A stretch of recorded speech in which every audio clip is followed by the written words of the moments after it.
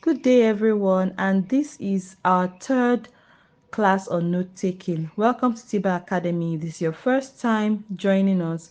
Just know that we have done two classes on this where we explain what note taking is, how it is done, the purpose, and we took a lot of questions. On our third class, we will be taking a practical session. Actually, two sessions will be going on. We have the first one which is going to be a written transcript that we will be taking notes from. We are doing this because we are looking at the fact that you're a beginner and you need to know how to take notes without any distractions. Having to listen to an audio rendition and taking notes at the same time will be difficult for a newbie.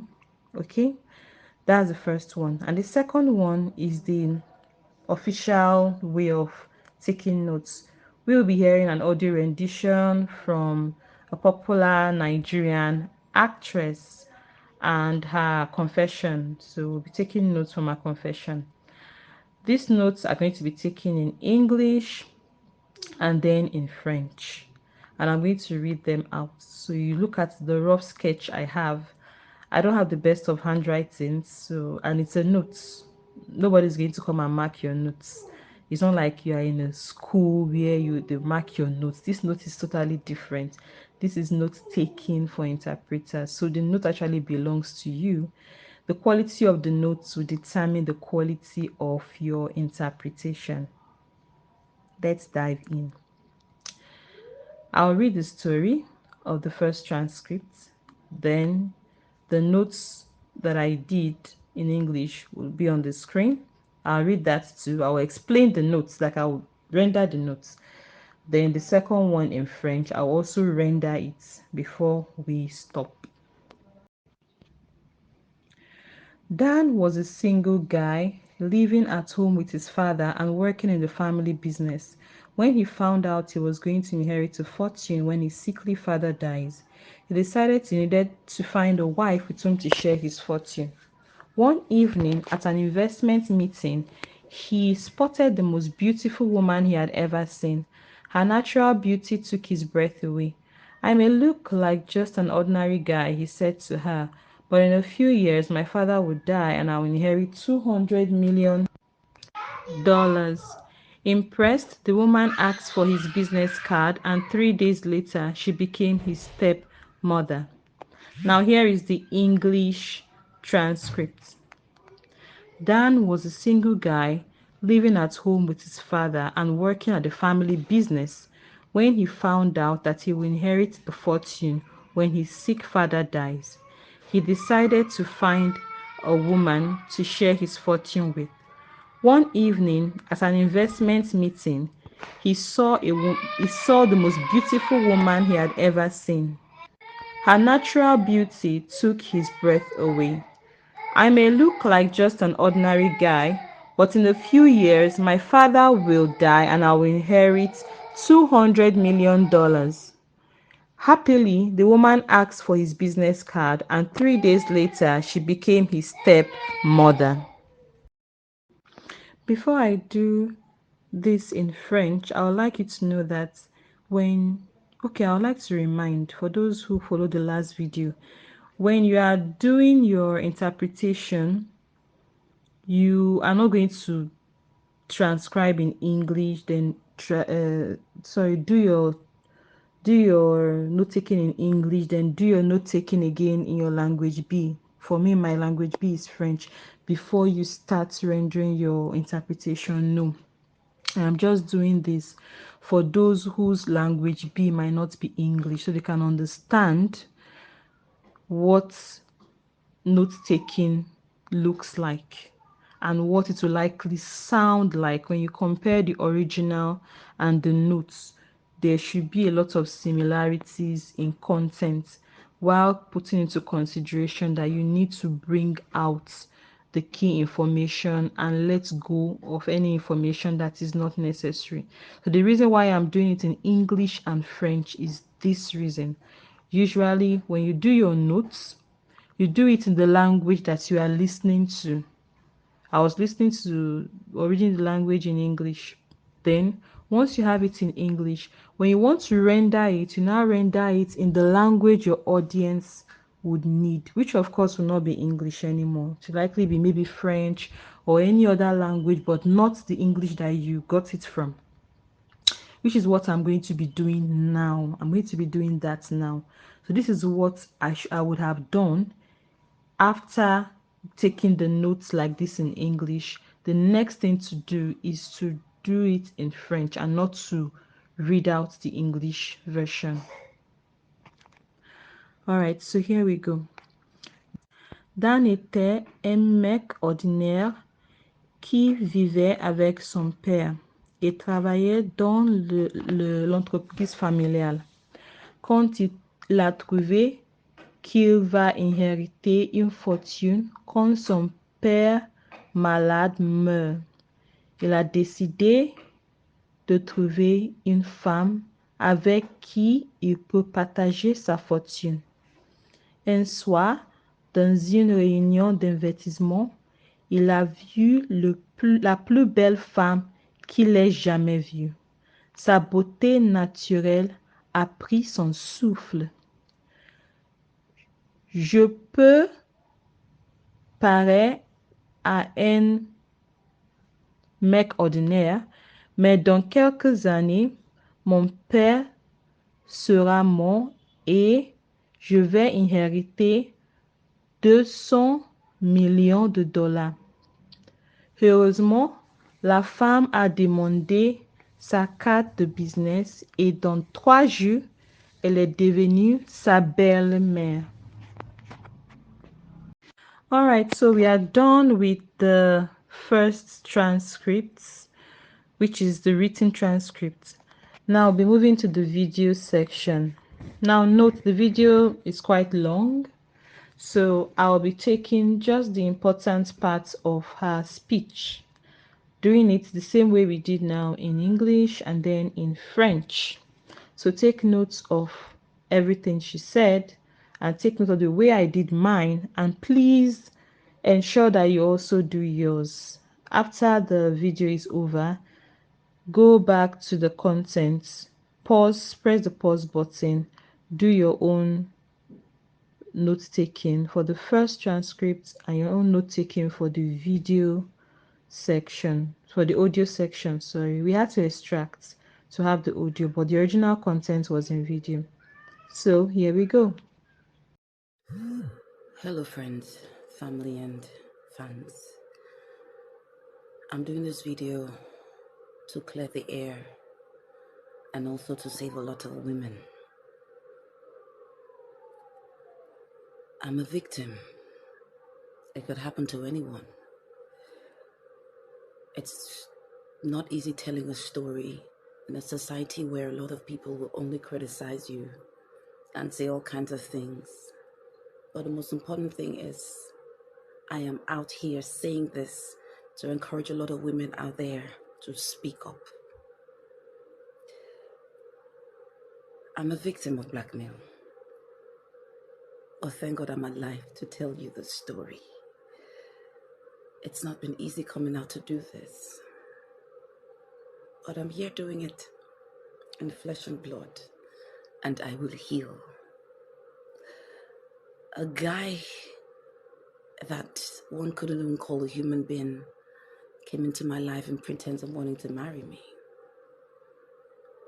I didn't know that he had other motives, and he came when I was very vulnerable, when I lost my friend, Ada Ame. I've been speaking to this guy on the phone for months, speaking to people that I thought were his relatives. Everything was just scam. Came to my life, said he could not leave me because I was not okay. I really wasn't okay and was hiding it from the press. The death of my friend broke me down so bad I could not function. And he said he was going to stay with me. I didn't know he was busy gathering his tools, his materials, which he was going to use to blackmail me. Afterwards, he had my naked videos. And he changed. He started hitting me. And when I wanted to talk and tell him this can't work, he blackmailed me with my own videos and said I'm going nowhere.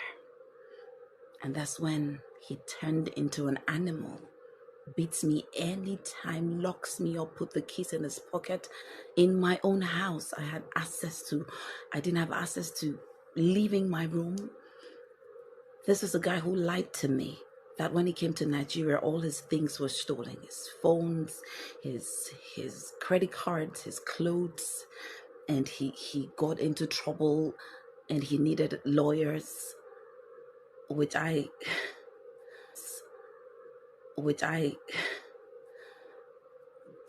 gave a huge amount of money. I'm talking millions. He was out. He came to Abuja, started living with me.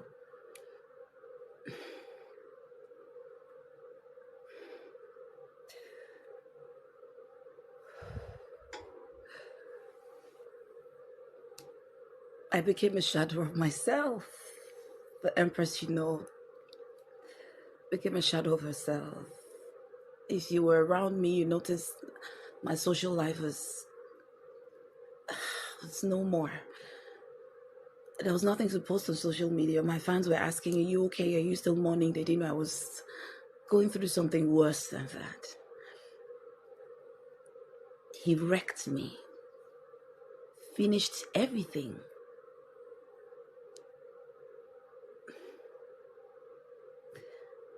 I noticed that he also had loads of videos of other people. I saw most of my colleagues. I saw their chat. I saw everything. And I know those people could not speak up because they were scared. On my birthday, you guys know how I don't joke with my birthday. My birthday was the worst birthday ever in my entire life. He beat me up, broke my TV. People who came to greet me noticed I wasn't okay. But here I am, telling you in flesh and blood. He beats me, takes me to the hospital. He makes sure I don't get involved with anyone 2 minutes, 3 minutes, so I don't tell anybody what's going on with me. He close-marked me everywhere I went. He dropped me everywhere. And he's always watching me not to tell the story to anybody. My family knew I was not okay, but I wasn't speaking. They just needed me to speak. They came to the house to ask if I was fine. I still could not speak. I could not tell them. I couldn't allow my mom hear such a thing. My family left. He bounced on me and beat me and said, I called my family. There's nothing they can do. He's 10 times ahead of whatever thing I was going to do. Two Saturdays ago, he beat me, took me to the hospital, came back. And I said no more. It's better in my life to tell the story than being in such a mess and being beaten up every minute. I was able to run away from my house. My house. This person I'm telling you actually got a ring and forced me to do a video, which he posted on my page because he has access to my page. He changed all my password, logged me out of every email I have, everything I have, all my phones, my iCloud, everything. I don't have access to anything. I don't mind. I'm alive to tell you the story. I was able to run that night. I ran into the streets, not minding who or how. I fell into a gutter. I was able to see a malam to ask for a phone. I called my brother and he picked me up from the hospital. The following morning, took me home. This guy came back after looking for me, took my car, took my international passport. He took the remaining money I have left. He took my iPad, he took my AirPods. He had 2 bags of my valuables. Took the car and left. He has the guts to be sending threat videos and saying whatever I do, whoever I tell is going to put it out there. He's going to put it out there. He's the one posting, chatting people on DM. I was able to get back my SIM cards, but he hacked my WhatsApp. But IT people were able to get my WhatsApp after he had done the damage he did already. I'm not the one chatting you. If I come back with my page, if ever it happens, I'll let you know that I'm handling my page. For now, I'm not handling that page. Empress and Njama. It's not been handled by me. The rest of the story and the details are told to the appropriate persons. But for now, I needed to clear the air and go to my page and see the video he posted. Does that look like something I will post? I was on the Durex posting that video called Engagement. The ring that he got was fading my hands, and each time I looked at my hands, it was burning. You could not afford that ring, obviously, but I couldn't talk. I'm going to leave this here for now. I just want to say thank you to those who have been coming to check on me. I'm fine. I will be fine. My family here with me. It's been amazing with my friends who come to check up on me every day. They sleep with me. I'm still a total wreck, but I'll be better. I'll be okay with time. But I'm happy that I love you guys. Thank you for everything. Hello friends, I am doing this video to clear the air about a lot of things. It's not easy in a society where people will criticize you and say all kinds of negative things about you. But I'm doing it to encourage all women to speak up. It is not easy, but I'm here doing it. A guy who pretended to love me came into my life and deceived me. I was very depressed due to the death of my friend when he came to me. I didn't know he was gathering sensitive information about me. Soon he started to beat me, lock me up, and had my naked videos and pictures on his phone. He became an animal.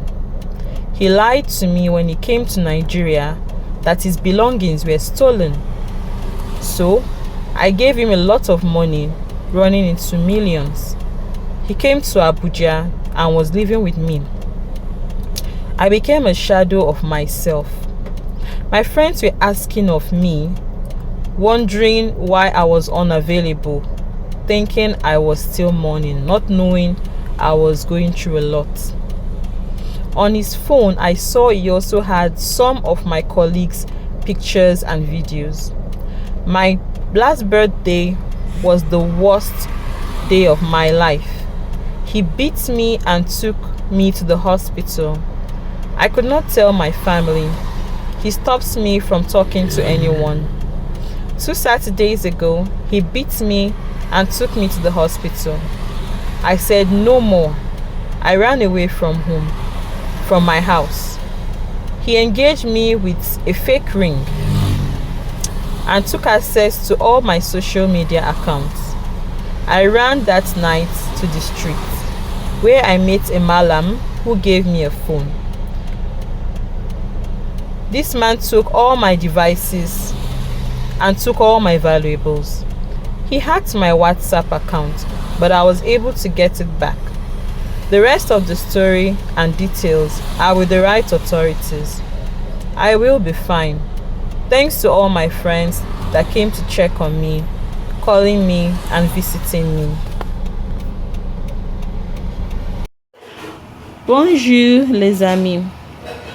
Je fais ce vidéo pour corriger certaines informations négatives sur moi. Ce n'est pas facile parce que je suis dans une société qui critique beaucoup les gens et disent des choses négatives sans vérifier. Mais je le fais pour encourager les autres femmes de parler. Ce n'est pas facile, mais je le fais quand même. Un mec qui a fait semblant de m'aimer est venu dans ma vie pour me décevoir. J'étais très déprimée et vulnérable à cause de la mort de mon ami.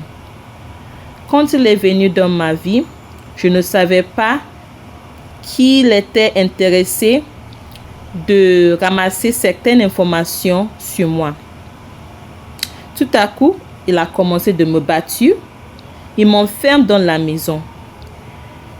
Il a aussi pris les vidéos et les photos, mes photos nues. Il m'a traité comme un animal. Il a menti quand il est venu au Nigeria que tous ses biens ont été volés.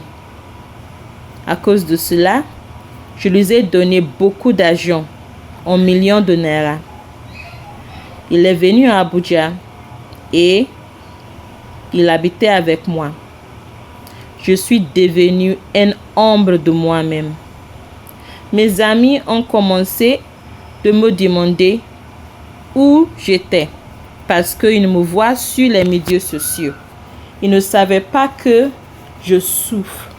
Pas la souffrance de deuil, mais la souffrance personnelle à cause des choses que j'ai vues avec que j'ai vu avec cet homme.